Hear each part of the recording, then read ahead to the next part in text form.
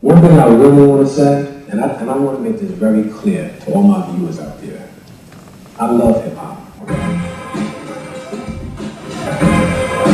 I grew up with Big Daddy Kane, you know, the Jungle Brothers, Tribe Called Quest, De La Soul, Kwame, whoever you want to talk about in hip-hop. I listen to their music, I party to their music, I listen to hip-hop to this day.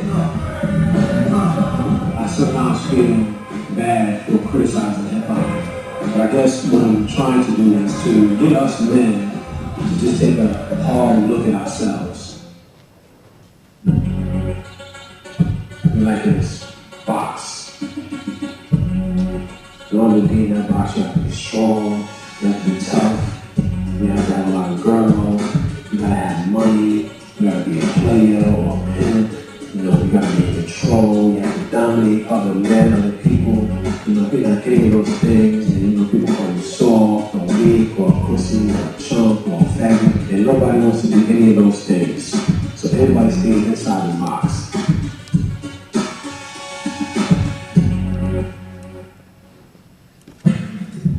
Before hip-hop, men were seen in R&B, they was like very docile, you know what I mean? But when hip-hop came around, it brought masculinity back into the game.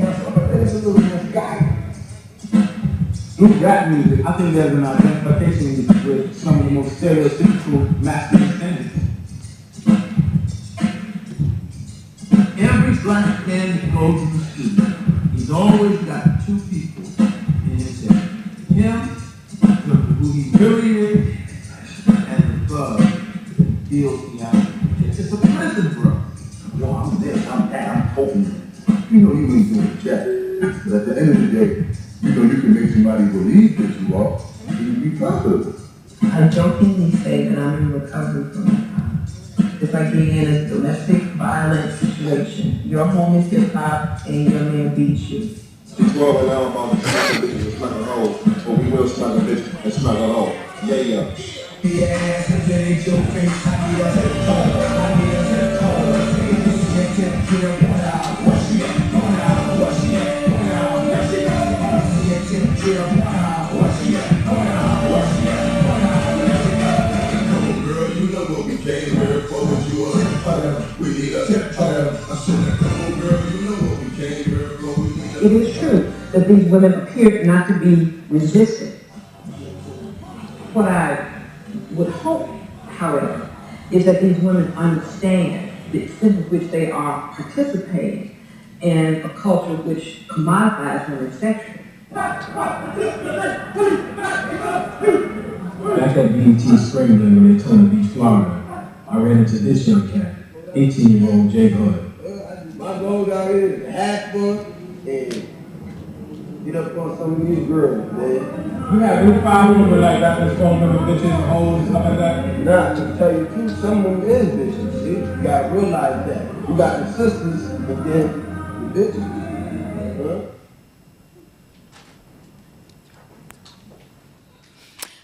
Well, welcome to the first ever university-wide panel discussion on hip-hop, race, politics, and hyper-masculinity. Thank you all for coming out tonight, and thank you for being patient with us.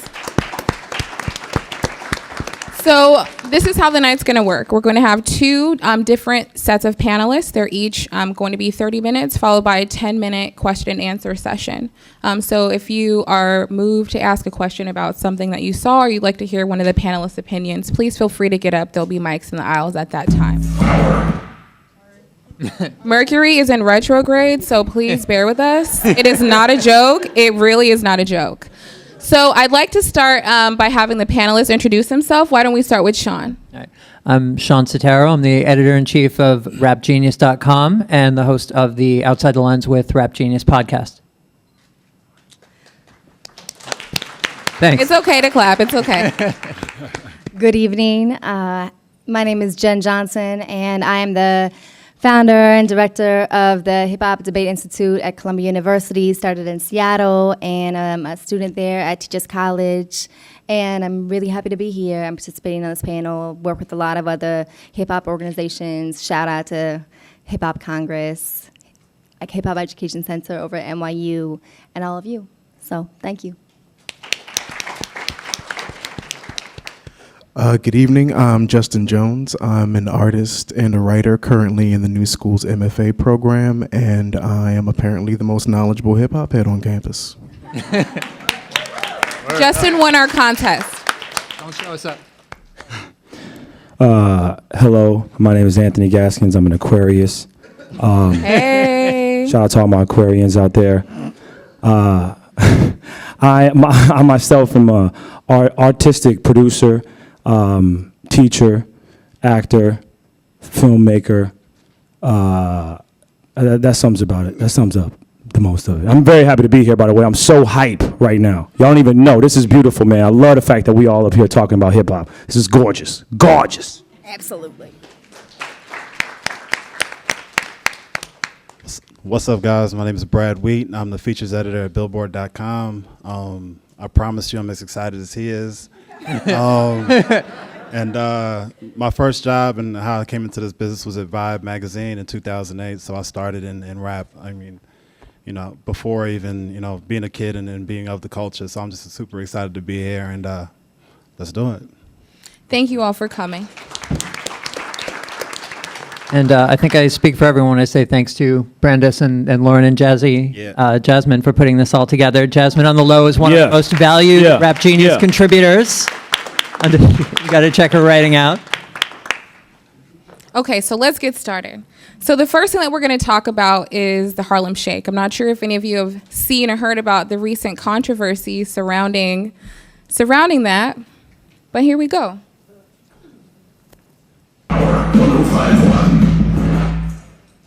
Con los terroristas.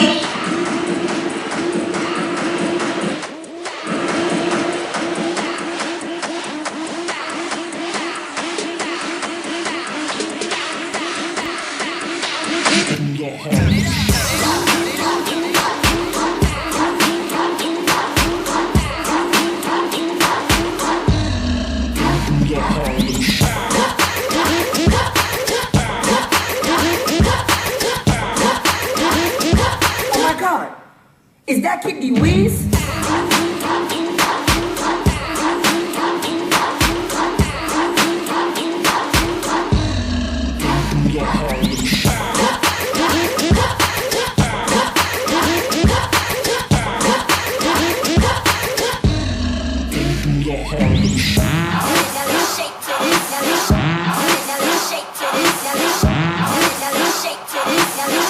I'll show you how to do this, son.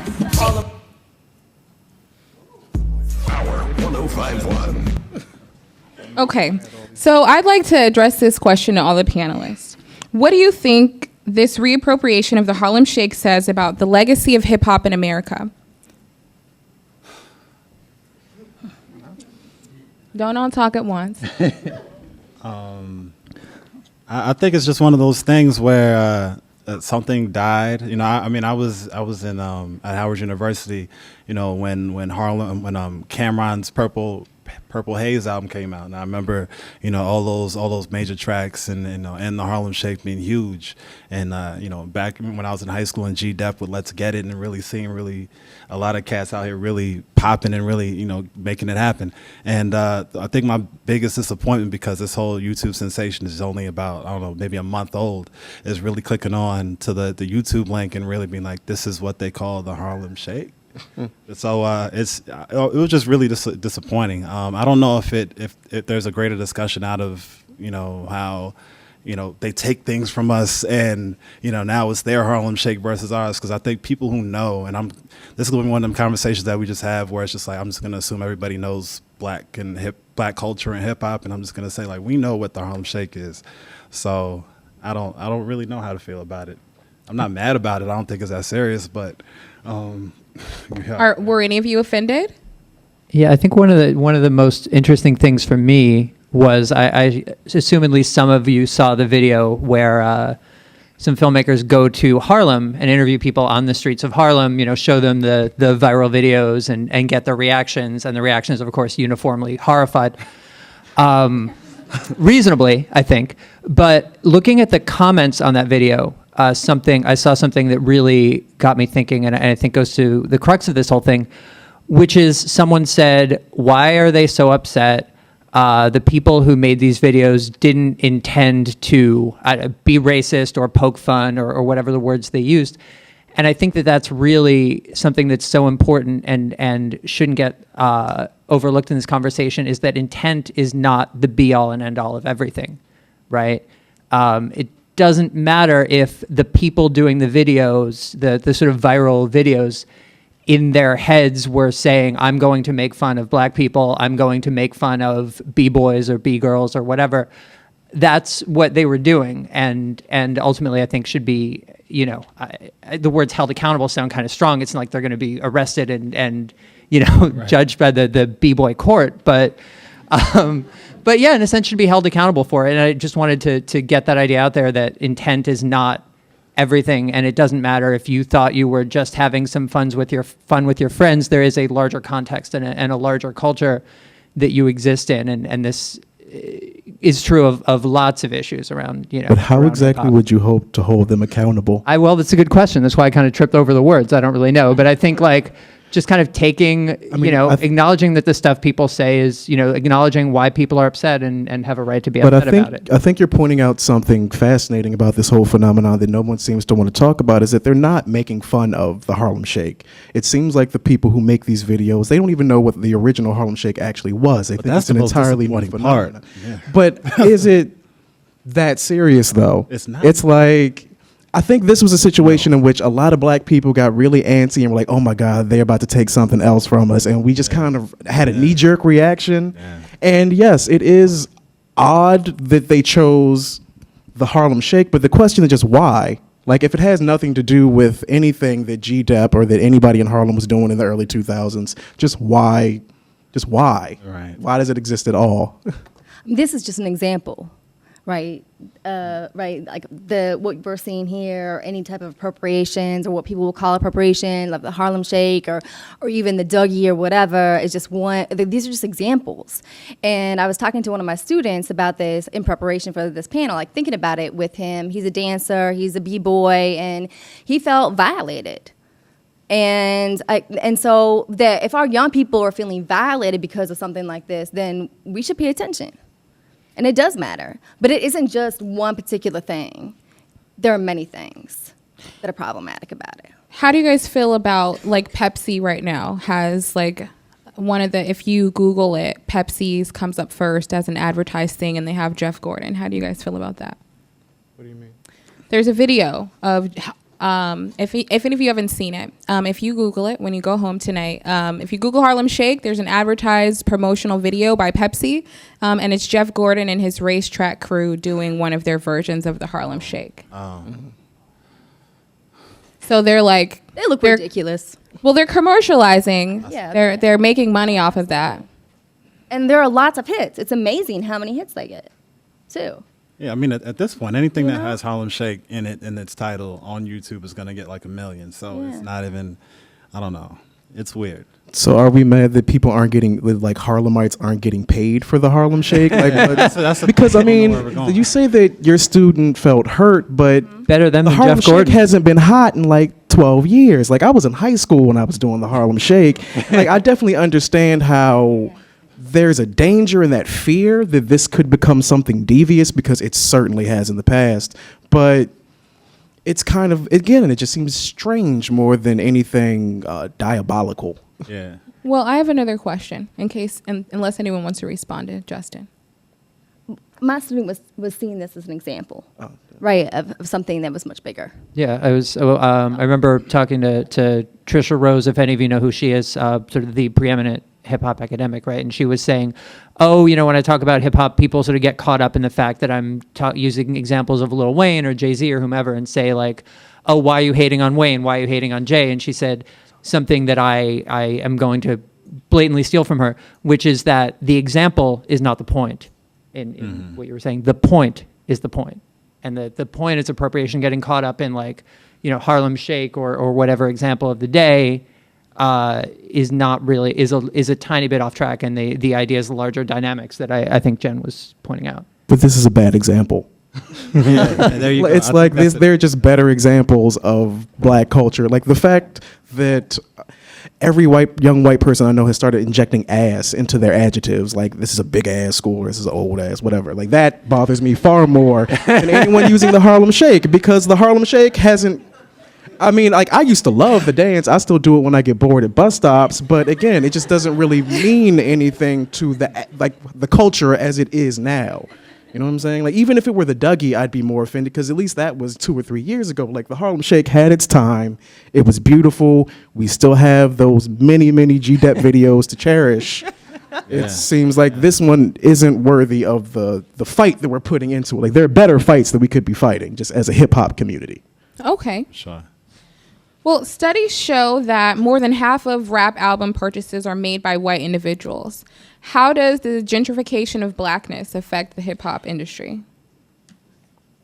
Loaded-ass question. These are very good questions, by Yeah, the way. really. I mean, how much time do we have?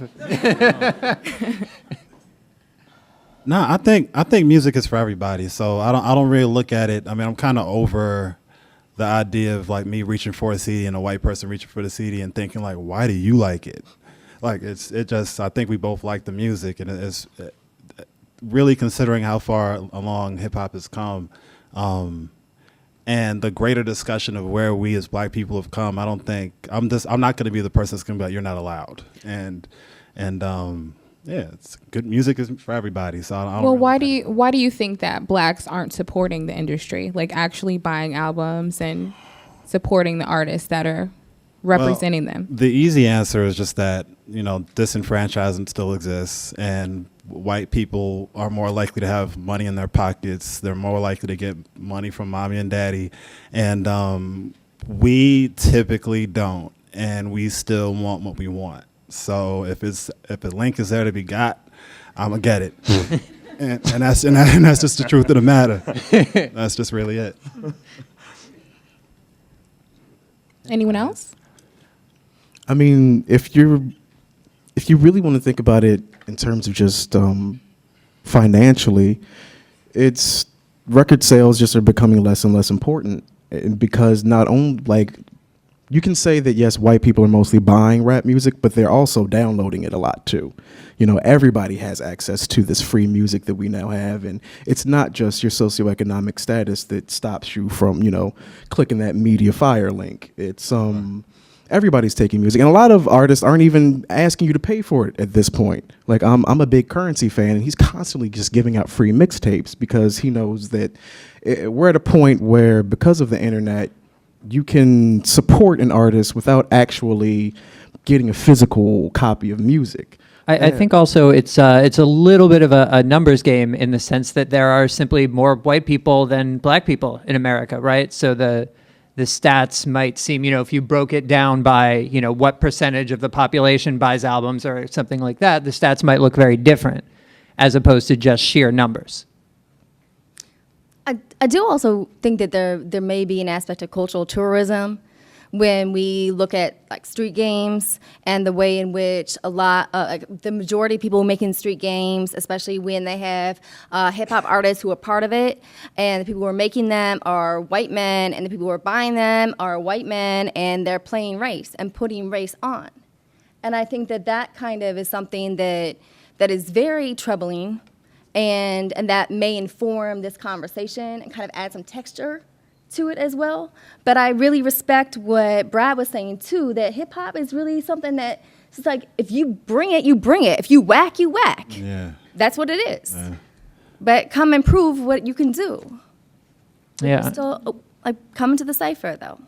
Yeah, I was definitely talking about these issues just the other day with some folks who are white and got into hip hop in kind of the late 80s, early 90s, when it was very different than it is now. Now it is, for better or worse, a little more deracialized than it was then. In those days, if you were in hip hop, you had to listen to the radio station late at night. You had to, if you were a white person, go to parties in neighborhoods that maybe your friends would never go to, and et cetera. And it's a very different landscape now in some ways, but that there is definitely an element of, if you could show your skills, and at that point you had to be proficient in 2 to 3 art forms in order to kind of be a part of the community. If you could show your skills, you were accepted. And it's always more complicated, it was more complicated than that. It's always more complicated, but that was a basic template that people, at least in that age, definitely held to and still believe in strongly.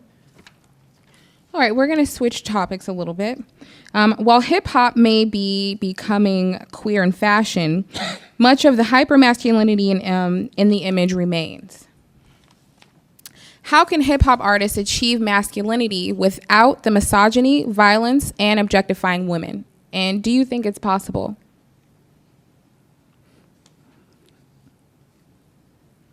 I think it's possible. I mean, being masculine.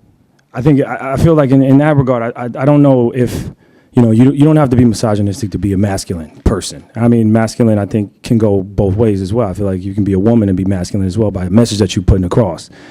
A lot of times I feel like the messages that get put across aren't always so well received, and a lot of people get tired. I feel like people are preaching to them. A lot of people feel like, I've heard this before, I already know this, but I want to listen to something else because this is my entertainment, as they like to say, But I feel like, I think that the masculinity of hip hop right now is very alive and well. I feel like there's a lot of artists out here who are representing what it means to be a masculine hip hop figure. I mean, it all really depends on how you define masculine. Like when we were watching the video earlier, and they were, I think it was Dougie Fresh who said that R&B singers weren't as a masculine presence in the world, and I just don't personally agree with that. Like you can listen to Al Green, and he's singing about his problems and he's expressing his feelings, but they're still particularly masculine feelings, and just as a man, feelings that I can empathize with. So if you are looking for a particular kind of, which I guess is what this whole thing about, if you're looking for a particular kind of masculinity, it's always going to be alive and well in hip hop. But I think we're opening to a diverse array of male figures that we just didn't have years ago. Yeah. I think regarding the R&B thing, Dougie Fresh, I think, was talking more about sort of the R&B at the time hip hop was coming preeminent, right? The kind of like New Edition and that sort of stuff. And I know that among rappers I've talked to, there are definitely more than one person who used to use Ralph Tresvant's name as a, excuse me. You good? As a synonym for sensitive or soft. I think particularly because he had that song So Sensitive or whatever it was called. Sensitive. But I think the point holds in that maybe it was a different kind of R&B than the Al Green stuff you're speaking about. Yeah, and I think it's a great point you made. Just us really going in and trying to define what masculinity is. I'm really excited, and not really excited because it's happening right now, but I'm happy about where music is going and who the popular artists of today are. A lot of them. When I think of my favorite rappers, last night I was at a Kendrick Lamar concert. Like the top 3 or 4 25 and under rappers aren't guys that, when you walk into a room with them, you'll be scared that they're going to steal your wallet. I'm not scared of Drake. I'm not scared of Kendrick Lamar, but I love their music. And these are guys that when they talk about women, of course, you're going to get some bitches and you're going to get some of those nouns that we don't appreciate so much overall. But then you're going to get songs where they talk about appreciating that one or this gender or mothers or. And maybe it's just as simple as like how they grew up in the homes and them having a mother in their life or something like that. Or maybe it's just because we're growing.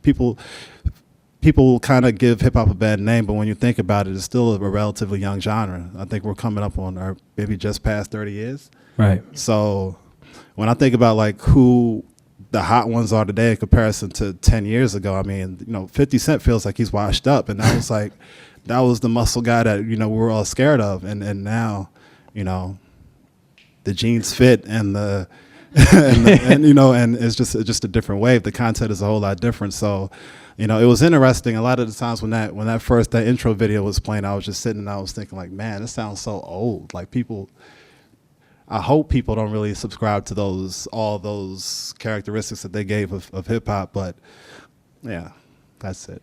I think there are two positive trends here that are dealing with some of these issues that I see. And the first is a general slow-moving acceptance of homosexuality, or at least a recognition that you cannot be openly homophobic because it's bad for your career. Right? That at least is starting to happen. I saw that up close with the Lord Jamar thing. I don't know if any of you heard the Lord Jamar song where he sort of dissed Kanye for wearing a skirt. Actually, let's watch that. Oh, great. Perfect segue. I have some inside scoop on this.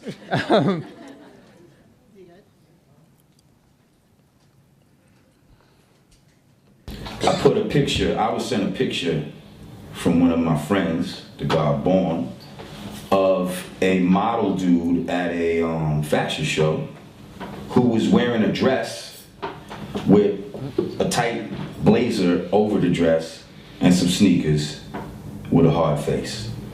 Muscular dude. Okay? I posted the picture on Instagram and the caption said, "You see where this Kanye shit is getting us, right? Hashtag half a fag."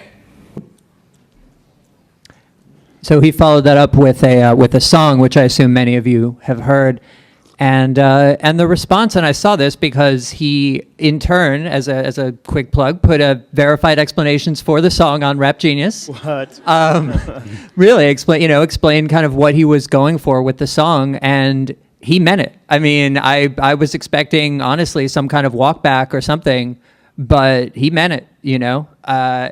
And the response in general, they're definitely from the comments, certainly garnered some support, but overwhelmingly both on our site and in the media as a whole, it was portrayed as like, bad and retrograde and et cetera, like not a good look or just, a way to get attention. And I should say right off the bat, I have tremendous respect for Lord Jamar, his solo work, his work with Brand Nubian, nothing but respect.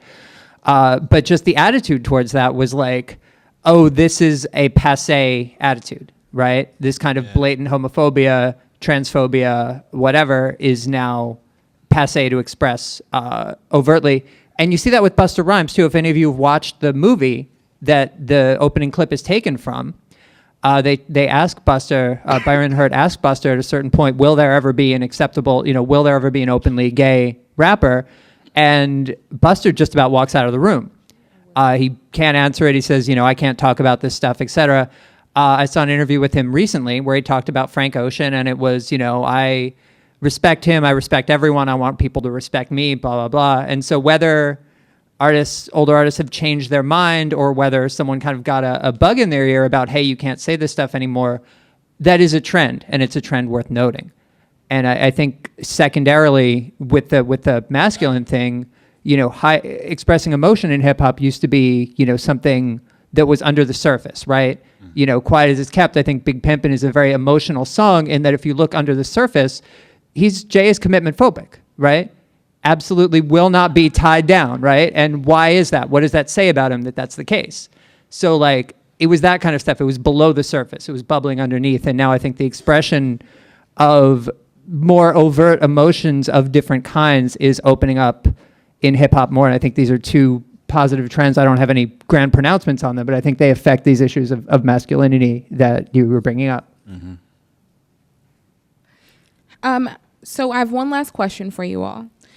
What is your take on the dichotomous image of Odd Future being a group that is known to have racy and homophobic lyrics in the past, while they were sheltering two representatives from the gay culture, Sid and Frank Ocean? What does their collective say about the present culture of hip hop today?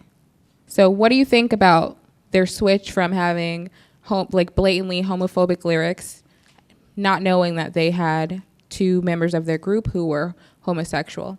And what do you think that now that their group members have come out, what that says about the state of hip hop today? Did they not know that Sid was a lesbian? I mean, this is a legitimate question. I honestly don't know. No, they know. Okay. Yeah. All right. Yeah. No, I think both of them. I think the member, not Sid, not Frank, everybody else in the crew. I think they're part of those kind of people that use words like gay or, and I hate using this. This is worse than the real F word to me, like fag and words like that as synonyms for whack. And it's in no way excusing terms like that, because that's not a part of my vocabulary. But when I think about how like Earl Sweatshirt and Tyler the Creator reacted when Frank came out or whatever he did last summer, it was all very positive. You know, there was no separation. There wasn't any, oh yeah, he's kicked out of the group or something like that. So when I think about the lyrics that they've had in their music leading up to last summer and what I've heard from them since, there hasn't been much of a change at all. So in one way, I think it's really cool that people that you would have thought are super homophobic, you know, and offensive to people who, you know, sway that way sexually, it's cool to know that they're not at all. In another way, I wish that you would kind of get that in their music. So it's almost like a double-edged sword. Okay, well, that wasn't actually the last question. I have one more. We're gonna watch. We're gonna watch a clip.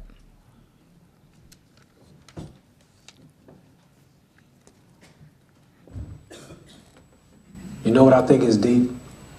Just the fact that you hear so many brothers calling other brothers bitches, bitch-ass niggas. It's amazing that we haven't really talked about it more. Because to me, that's just as pervasive as the misogyny. And now, a public service announcement for those who may be confused, courtesy of the G.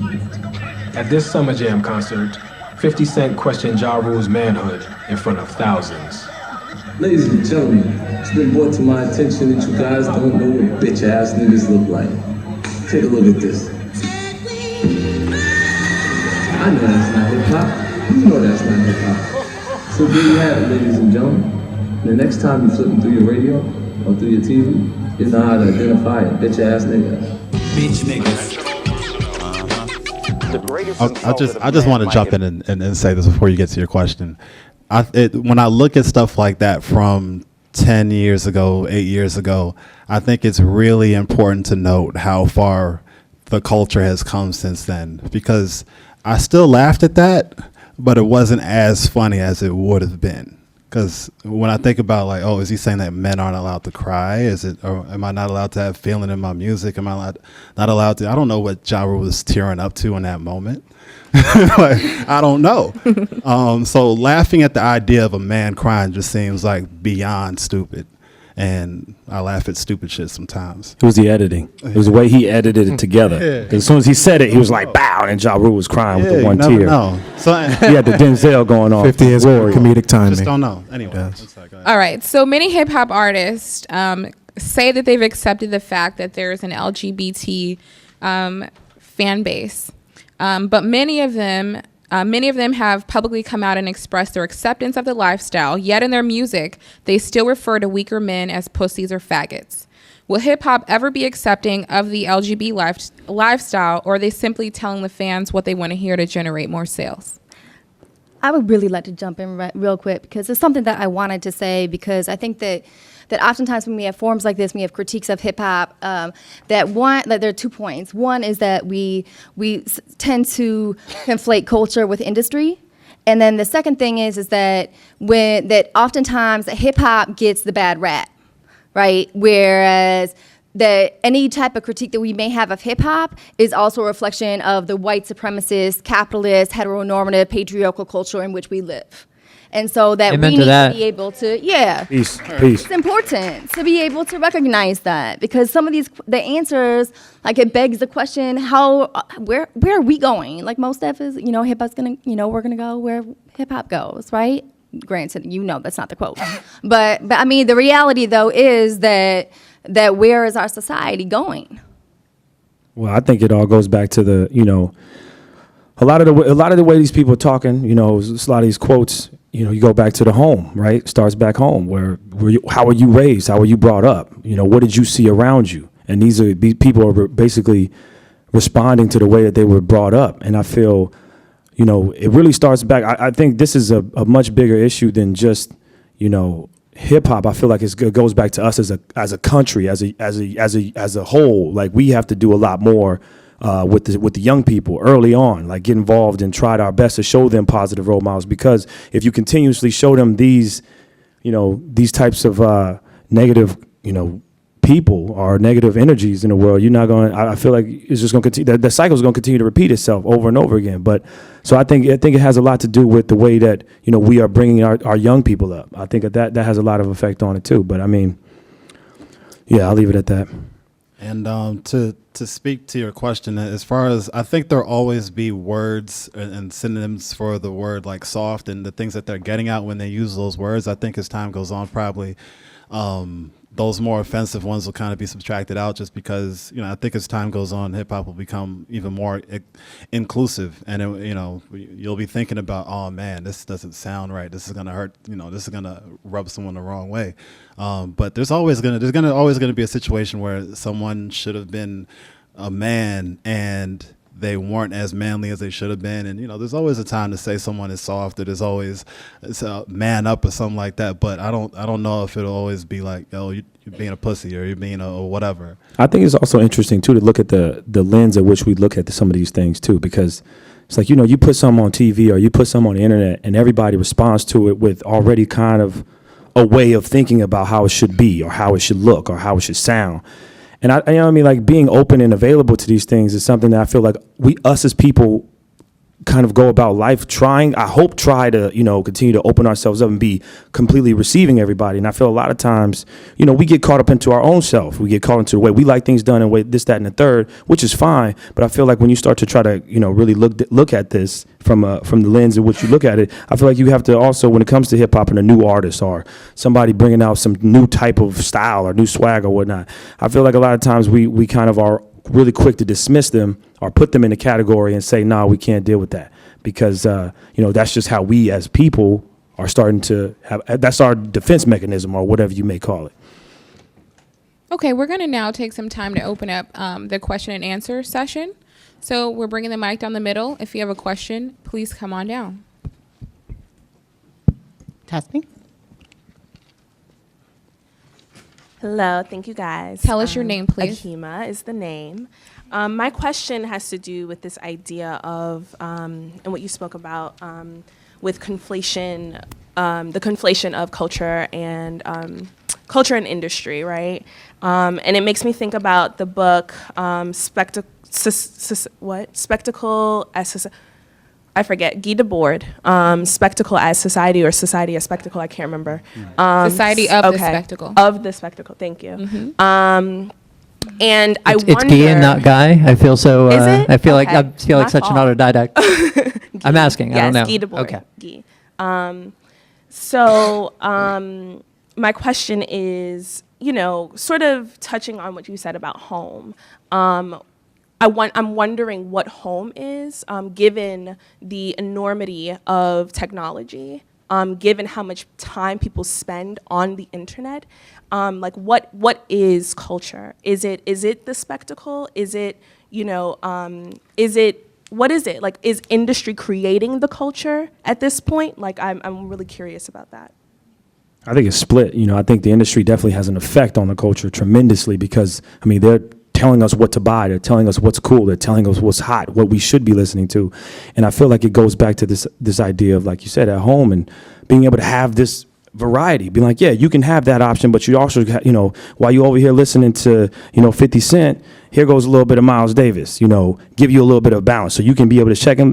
People can start to make their own decisions on how they want to go about choosing what they think is. That's blatantly obvious. You listen to a couple Miles Davis albums, you listen to a couple 50 Cent albums, you automatically going to be like, there's something over here in this Miles Davis that I really need to understand that I'm not getting. 50 Cent, I can get him real quick. Miles Davis, he got some, I want to find out who this guy is. You know what I mean? I got to figure out what's going on, how he became so creative and so talented, and, what was going on in his mind, because, it just takes the time. And I feel like us as people also have to be patient and be willing to do the due diligence to do that research. You know what I'm saying? And actually want to go and be inspired or imbued by, someone else's talent, as opposed to just being force-fed the crap from the industry. But is the culture still like that though? Like, does the music industry still function like that? I don't think. I mean, like, are you being, maybe not as much? Where are they feeding us is my question. Because just as a hip hop fan myself, I know that I haven't heard an actual radio when I wasn't in like a car in at least 3 years. Right. And I know I can basically, because of the internet and Pandora and Spotify, I can tailor make my radio stations and feed and pick and choose what kind of hip hop I choose to hear and support. It's like, because of these music blogs that we have here, like Rap Genius, you have people who can. It's like everything's gone guerrilla now, and the industry, even though they can, it's clear that they want me to like Drake, but I just don't have to. Well, I'm talking still, yeah. But he started from the bottom. Now he here. Yeah, you know what I mean. Well, he manipulated the same system. But I feel like, you know, I like that song. What? Sorry. It's got a good message behind it. But I think, you know, what I'm mostly speaking on is like going back to this home aspect of like the young kids go and they watch television. You know, parents gotta monitor that better. But that's what I'm saying is, are they watching television? Or are people streaming Netflix for them? No, they definitely watch television and definitely listen to the radio. But the homes are changing is what I'm saying. No, they definitely are. You have so many different facets. I'm just saying they watch TV and listen to the radio. I'm just saying, like, people definitely, they exist, so I'm certain someone uses them. But if your kid has an iPhone, they don't have to watch the TV that you put on for them. If a 5-year-old or 7-year-old kid, which 7-year-olds nowadays are like 13, 14-year-olds, because I'm telling you, it's ridiculous. They have an iPhone, they are looking at basically what iTunes is telling them to look at. What's on the front page? Oh, Justin Timberlake's got a new album out. Oh, you know, Lloyd Banks just dropped a new mixtape. I don't know why I laughed when I said that, but but I just feel like, you know, I feel like they are going to click that and they're going to buy that because their friend is buying that, and you know, it's just, this is what's cool, right? Because this is what they've been told is what's cool. Sorry, Jen, you were going to say something? Cool, thanks. Yeah. Well, I just wanted to say that although I think that what I am concerned with the images that are put in front of all of us, including our youth, right? But I also want to make sure that we understand our young people are active. They're not just passive agents. Definitely. They are not just consumers, but they are producers of new knowledge. Definitely true. And that happens around the globe. And so when we talk about this idea of industry versus culture, we can think of like Ghetto Youth Uprising in South Africa, right? And the way in which they're turning a bus stop into a space where people are being educated about HIV and AIDS. And that a lot of times when we have these forums, we talk about the local and we forget about the global. And the reality that hip-hop as a culture, recognized by the United Nations, is a voice of marginalized and oppressed people around the globe. And there's a difference between that and the industry. Yeah, and real quick, I know we've been on the first question for a long time, but real quick there. First off, I want to stand up for pre-Get Rich or Die Trying 50 Cent.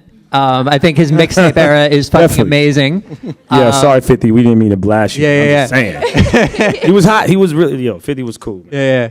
And second, I worry about this issue of home and as the internet guy, right?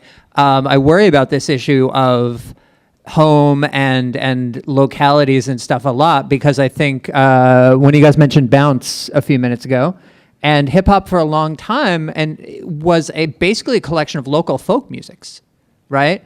Someone who was famous in Cincinnati was unknown in New Orleans, and you know, someone from the Bay, you know, no one knew about them in Trenton, New Jersey.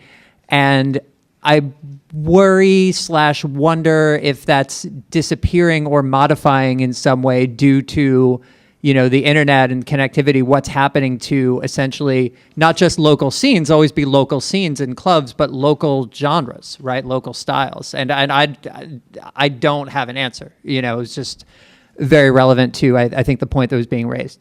Okay, we're gonna have to go on to the next question.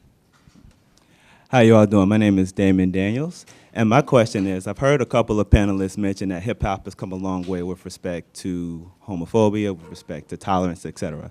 My question is, how do we quantify and or qualify what the progress actually is? And the example that I'll give is from a panel that I went to not too long ago that actually featured Byron Hurt and a couple of other panelists. And one of the panelists there talked about a concept of benevolent patriarchy, which is essentially, I'm an artist and I love women. Women are my queen, and you know, they're the soul of the earth. but then I can drop bands and make them dance on the same record. And so the question is, how do we juxtapose what people are actually saying with the iconography and the output of their music in terms of what we can actually view as progress? That's a good question. I mean, the one of hip hop's greatest or most favorite sayings is, men lie, women lie, numbers don't. And I think you really quantify it by just looking at who's really successful right now. And granted, like I was mentioning before, a lot of the young guys that are really killing numbers wise, whether it's Drake or Kendrick, they still use some of these terms and make some songs that might be objectionable to my mom. For the most part, they put positivity and women in a mostly, and it stinks that I'm saying mostly, but they're putting them in a positive light, and they're winning as far as record sales. You don't listen to a Drake song and say, okay, he's talking about women in this great light, I'm not going to buy this album. And does Drake talk about women in great lights though? Because he's kind of like, personally, I have a very personal problem with Drake, just as a male feminist, and that I feel like he's a very good representation of the cognitive dissonance that you're talking about in this question, and that it is about, I say I respect this woman, I love her, she is my queen, but at the same time, my actions disrespect her, which you can find in any song. Just listen to Practice. The last song on Drake's last album is the most condescending, disrespectful, filthy song I've ever heard. He's talking about tasting the pain and regret in her sweat, and how all of her prior sexual interactions were just practice for him. And it's like he presents it in this respectful way, but the actual actions are the problem. And that's a problem that's been in hip hop since its very inception, because it's a problem in America. Like, it's not about black men, it's not about hip hop fan men, it's about American men do this thing where we will gladly, what did you refer to it as? Benevolent? Patriarchy. Yeah. And that we will say, yes, women are equal, women are wonderful, we love you, we'll pay you whatever you want, but then we just don't do it. Right. And how we solve that, I think kind of going off of that and answering that question, that was dope. Give him some love on that one. I think this is going to be the last response on that question. Okay. Oh man, well, I'll make it short there. I was going to get all introspective. No, but I was just going to respond to this. Can you tell if hip hop is progressing? And I feel like I think hip hop starts with self a lot of times. If you go online right now, you can find these independent music blogs that are posting nothing but real good content, new, fresh, interesting music, that are kind of trying to represent hip hop in the best form that they possibly can, really giving themselves to the culture. And I see that. I do see that. And I see the attempt being made. And I mean, you're always going to have that. You got just as much as you see good, you're going to probably see even a little bit more bad, because I think that's just the way things work in the world. But I really do believe that hip hop is trying. It's like, it's not dead. It's still here. We got this stuff happening. You know what I mean? We're talking. We're still trying to figure out ways to improve. So as people are still trying to find ways to improve. So I really believe it has a lot to do with self, Okay, so currently, this is our scheduled intermission time. So if you need to use the restroom, now would be the time to go. We're going to keep the Q&A session going since there's still people in line. But if you need to excuse yourself, go ahead. Otherwise, you'll be stuck in here till the next panel's over. Go ahead. My name is Ashley. I've been a teacher in the Bronx for a long time, which is kind of arguably the hip-hop cradle of life, if you will. Yeah, starting the BX. Sure. So a lot of my kids growing up, a lot of them are older now. They're in 23, 24, that kind of age, and teaching middle school kids now. It's part of who they are, right? Everything from picking up the vernacular that they sort of throw into speech, the dress, they feel it, right? They're in it, and it's part of them. So my question is, what role or sort of responsibility, if any, do you think artists have to their communities of origin, to the kids that are there now, to sort of their young fans in general, I guess? I think they have a whole bunch of responsibility. Now, whether or not they choose to take it or choose to own up to that is their decision on their own. But I feel like as an artist, it's your job to create something for the people to think about, for the people to help challenge their minds a little bit, or to entertain them, which is fine as well. But I feel like, doing it, trying not to be repetitive, I think is a challenge for an artist. And I mean, don't get me started on this conversation about artists and just like, someone who just makes a particular type of, media or whatever. Because I feel like being an artist is continuously challenging yourself to improve and challenging the people around you to improve and challenging the content that you have to inspire people and motivate them to improve. So I think artists have a very big responsibility on that. And I will echo what you're saying too. And I also think that we have a responsibility to our pioneers, right? That there was no reason why Herc had to be in the hospital for so long, right? And we forget about these things too. And so at the same time, when we demand that our artists are responsible and have a responsibility back to our community, if we're not taking care of our artists as well, then that also is a problem too. But I also understand that it's probably coming from a place of like, who's really making it. But even that's problematic too, because we forget our pioneers and we forget our history. So. Yeah, and real quick, as not an artist myself, I have relatively little to say about this, except that if any of you guys know Soul Khan, really amazing MC out of Brooklyn, he has this one line. He says, "Is Khan making a political statement? Every statement is political. Face it." And I feel like this is something that artists and listeners would do well to remember, which is that everything is political, right? It doesn't matter if you're interested in politics, because politics is interested in you, right? Whether it's explicit, implicit, holding up ideas that are sort of in the zeitgeist or challenging them or something, everything is political. And I think, artists and listeners and people in the community would do well to be more aware of that. Let's take the next question. I have a comment and a question. Okay. Comment is, I've been a firm believer that hip hop is just as diverse as the people who created it. Of course, there's the ignorance and then there's genius. Okay, so next, the question is, and I've always wanted to ask this as far as asking about an artist. At what point does keeping it real turn fake? I feel like, keeping it real, I think, being an artist, I feel myself, I feel like what's going on in my life right now? What do I really have to say? Do I have anything that's really relevant to say? Because if not, I need to keep my mouth shut and just kind of, go about my life and continue to explore until I find, until there's something for me really to speak upon, and that where I feel like my voice is necessary on a particular subject or whatnot. But I feel like, I think when people get money, it changes them, obviously, right? Because your money is up, so you got a whole different lifestyle. So then maybe the things that you talk about might be on some complete different level type stuff. But keeping it real goes fake. I think it goes fake when you turn fake, when you stop being realistic and forgetting about where you came from and forgetting about the beliefs that got you to where you got, where you've come. And I'll start rambling in a little bit, but I just think that I think I'm done. To add to what he just said, I think a lot of times artists especially are worried about like the overall struggle and not enough about their own struggle and their story.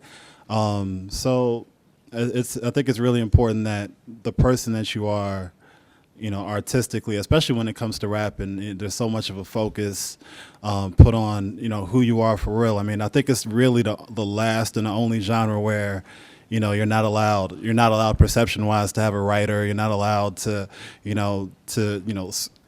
field ideas. Perception-wise, let's just be clear about that. Yeah, perception-wise perception is such a key word because there's so many ghostwriters. But it's really important in this genre for whatever reason to not be a character. And granted, there are some characters winning, but when you're exposed, it's definitely a huge hit. So if you come from the hood and you had a terrible upbringing and, no parents and whatever, rap about it. If you are one parent home or your grandmother raised you, rap about it. I keep on going back to this point of how much the genre is growing, because now it's okay to come from a good home, and which is funny to say because that used to be a negative thing, but it doesn't have to be about how you sold drugs. It could just be about, a great story in your delivery.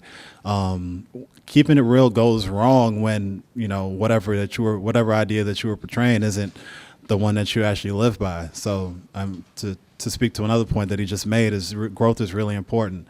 And even if you make it to $100 million,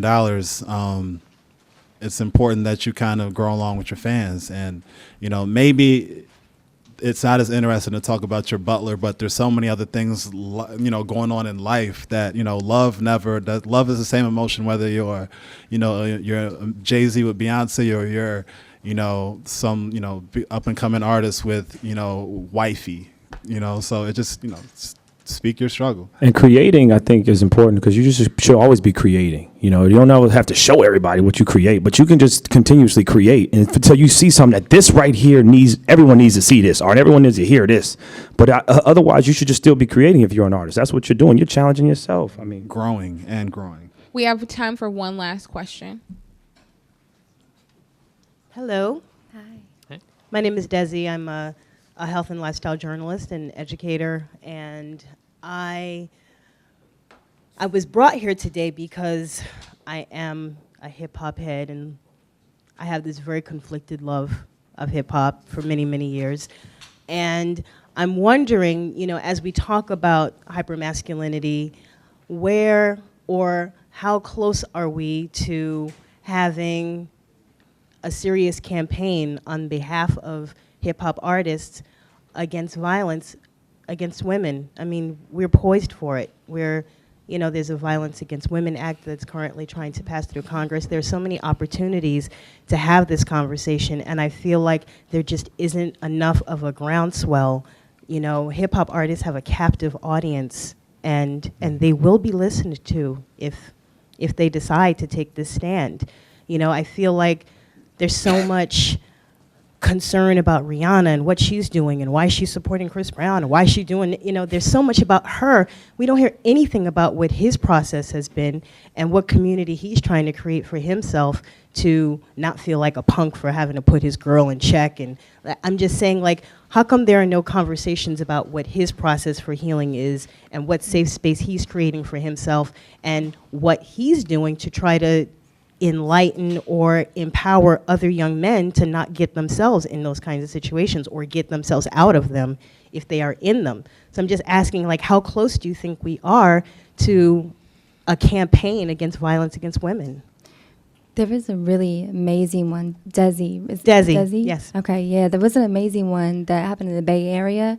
It was last year, and I'd be more than happy to get you in touch with some of the organizers of that event because a lot of them were hip-hop artists. Mm-hmm. And then there's also some work going on in the Midwest that specifically is working with young men too, but the one in the Oakland area that was specifically focused on women, and I'm really glad you brought up VAWA, right, and the significance of the Violence Against Women Act, and why on earth are we not what why is are going we on, still right? having this conversation why are we in still, 2013? Right. Seriously. Why are we still fighting for things that 40 years Absolutely. ago we already started fighting against? And I just feel like we have people that people listen to. People will listen to Jay-Z. Yeah. People will listen to Kanye. People will listen to Drake if he decides, if they, want to stand up. They'll talk about their girl, they'll talk about their mom, but why not talk about everybody's mom and everybody's daughter and everybody's girl? They're all women too. So I'm just saying I'm waiting for the campaign for, violence against women. Well, I would like to announce that I will be running for the hip hop president. I appreciate that. I will definitely take that on my shoulders and try to make that happen. And this has been a long struggle, right? Again, to call back to Trisha Rose, back when the D. Barnes incident happened. Do you all know the D. Barnes incident? I'm getting some quizzical looks, some nods. Yes, no? Okay, so D. Barnes was the host back in, 90, 91, somewhere around there? 91, of a video show called Pump It Up on Fox, and she had interviewed Ice Cube, and this is right around the time NWA was splitting up. And Ice Cube said some not so complimentary things about his old group, and then she ran into Dr. Dre, and Dre assaulted her. Threw her up against a wall and all kinds of horrible stuff. And Trisha Rose, who I mentioned before, the Brown academic at the time, was I think a grad student and tried to organize, amongst hip hop fans and in the hip hop community, support for D. Barnes. Let's show what an awful thing this was and, how it can't happen, and crickets, absolute crickets, fucking nothing. So it has been a long struggle, too long, we're dealing with these things, probably in 1990 and, 1980 and 1970 and back to I'm sure a very long time ago. They're able and they're willing. They'll stand up for Obama. They'll do videos. I mean, we've seen it. They have the ability, and so the desire, I guess, just needs to be there. Yeah, I guess that's it. And I'm just pointing out the context that, like, specifically within hip hop, this has been an issue for how long is that? 23, 25 years, whatever it is. 20. Yeah. I'd like to thank everyone for their questions. If you had a question for the panelists that you weren't able to ask, please do inside your program is their Twitter handle. So feel free to address questions online, or you can feel free to use a general hashtag for this event, which is right in the front, TNS Hip Hop. If we give a round of applause to the panelists who did an amazing job, thank you. Thanks, guys. Thank y'all. Peace. Peace. Good night. Good night. Thank you, everyone. Good night. Rapgenius.com.